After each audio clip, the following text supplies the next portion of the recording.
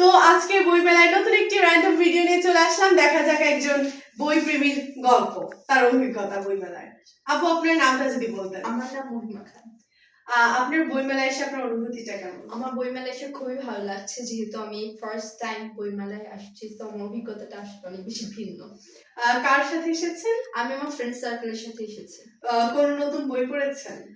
নতুন বই না, এটা বেশ পুরাতন একটা বই, পদ্মজা বই। আমি ওই বইটা একটু দেখছিলাম ওখানে, এখনো সব স্টল ঘুরে দেখা হয়নি। হ্যাঁ, বইটা খুবই চমৎকার। কোনো লেখকের সাথে দেখা হয়েছে? না, এটা যেহেতু একটা ছোট্ট একটা ব্রাঞ্চ, নড়াইল ব্রাঞ্চ, তো ওভাবে কোনো লেখকের সাথে আমার এখনো দেখা হয়নি। কোনো বই কিনেছেন? না, এখনো বই কেনা হয়নি, বললাম তো এখন সব স্টল ঘুরে দেখিনি। যদি ঘুরে দেখা হয় অবশ্যই, যদি ভালো লাগে আমি কিনবো বই। আপনার প্রিয় কবি? আমার প্রিয় কবি অবশ্যই কাজী নজরুল ইসলাম। প্রিয় লেখক? আমার প্রিয় লেখক হচ্ছে ডক্টর মোহাম্মদ জাফর ইকবাল। প্রিয় বই? আমার প্রিয় বই হচ্ছে সাতকাহন, সমরেশ মজুমদারের লেখা।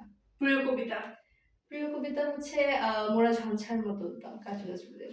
অসাধারণ অসাধারণ, অসংখ্য ধন্যবাদ আপু, আপনার এত মূল্যবান সময় আমাদের এরকম একটি র্যান্ডম ভিডিওর জন্য দেওয়ার জন্য অসংখ্য ধন্যবাদ।